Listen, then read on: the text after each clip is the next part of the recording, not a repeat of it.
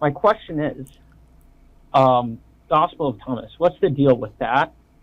And why is it that both the Quran and Toldos Yeshu use parts that use certain details from it, specifically the clay birds in like their stuff, while mainstream Christianity is staying far away from it?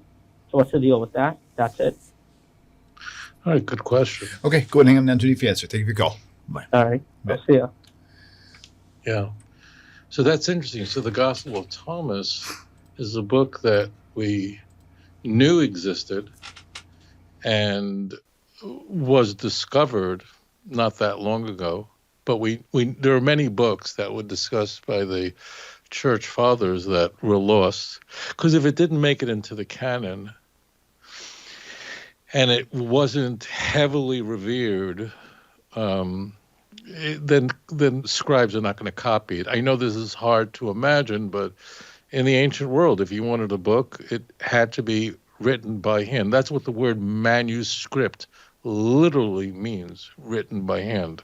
Imagine you wanted a book, someone had to write it. So what was the incentive to write, to copy an entire book by hand? And you didn't want to, all right, they didn't have paper, but you had to, a scribe would copy a book only on something that was durable. And, vellum would be very expensive. There were plants that could be used. So the Gospel of Thomas is an interesting book that we now have a good deal of it. And it essentially is I think it's 114 sayings of Jesus. I should be right about that. And it's possibly very old because the Gospel of Thomas contains a lot of sayings of Jesus. The church came to reject the Gospel of Thomas because they believed it had a Gnostic underpinning. And Gnosticism, while popular, and in fact affected Paul and the writers of the Christian Bible, Christian Gnosticism exploded in the 2nd century and came to be a noted so-called heresy, and then the church would fight it. And any book they thought that reeked of Gnosticism or even smelled like Gnosticism, they would ban it. Why did the Quran pick up on material found in that book? I can't tell you why. I can't tell you. There are texts in the Gospel of Thomas that are shared by the 4 Gospels in the Christian Bible. And so therefore it was out there, material was out there. So, I can't tell you. I don't know that anyone knows the answer to that question specifically. The Gospel of Thomas is kind of thought to be older than the Gospels. It's kind of like a Q document, which means it's sayings, it's steeped in sayings. So the algorithm is I'm going to take back the word algorithm. The presupposition in scholarship always runs like this. The more miracles you have, the more developed and later it is. And the earlier stuff should be made up of Jesus walking around and saying things, teachings, being a teacher. And that's what Q is, teacher. And that's what the Gospel of Thomas is, kind of sayings of Jesus. It's possible that there was a Papias who was a church father from the 2nd century.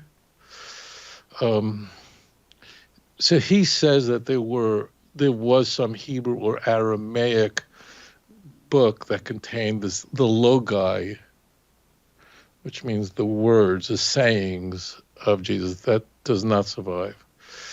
If Papias is even accurate, Papias is regarded as important. First of all, nothing Papias wrote survives. It's just that later church fathers discuss him very significantly. 4th century church father, who was the historian of the church, mentions him, and mentions Irenaeus's reliance on him. So that's why I think it's the sayings of Jesus. So people think that the Gospel of Thomas could actually, its original version of it, could be old because of its nature. And the basic thinking is that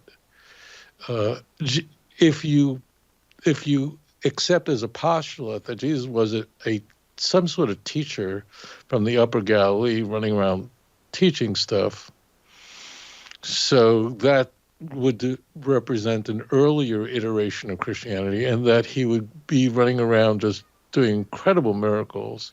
So that would be much more developed. So this is just so we all know, we're now in the world of the humanities, okay? Always keep that in mind whenever discussing when a book is written, what was the reason behind it and so on.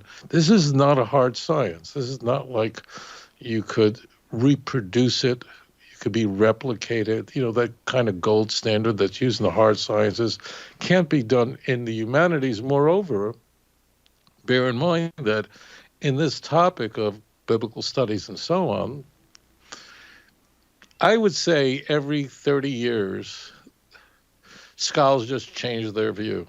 It just swings like a pendulum. So you have to bear that in mind. Like that cigarettes cause cancer and other horrible diseases is not debated. But these other issues are hotly debated because it's a soft science. It's the humanities, and people should, even though the scholars of this time, there are scholars of the Gospel of Thomas. People do their dissertations on this. But it is the humanities. So, you could just give it the best shot. Less development, and so on. So thank you so much for your question. Guys, hit that like button, subscribe to the YouTube channel, go to Rabbi Singer's channel as well, and also don't forget his 2-volume book set, Let's Get Biblicals, Volume 1 and 2. The audio files are available, but the CDs are not, but they're available on his website. The MP3. Let me say, I want to just one other thing Go for ahead. you guys. Listen carefully. Pay no attention to that man. No, listen to me. It's so important. If you believe in the work that William is doing, that we're doing here, whenever you watch any of our videos, please like it and please share it. It's very important because it really affects the algorithm so that our videos are spread around. So really it's very, very important that whenever you see a video of William, a video of mine, it's very important to like it. I hope we like it. Yeah. But if you do, don't just pass it. Just make sure you like it and make sure that you subscribe to channels because it really has a very big impact on spreading Torah throughout the world. It's very, very important. You should really go through our videos and make sure that those videos that you haven't liked yet, you do like them. It really has a very, very big impact on spreading this message. Anyway, shalom. Yeah. And commenting on them also helps generate views as well, so it kind of refreshes them on the system. So, Rabbi, thank you. Great show, and we'll see you, Hashem willing, same time, same place next week. Shalom, everyone. Bye. If you enjoy this channel and the content, and it has changed your life, or perhaps the life of a loved one or a close friend, would you please consider supporting this work? You can click this link and it'll take you directly to my website with the donate button. Or there's a Patreon link and a mailing address for snail mail if you would prefer.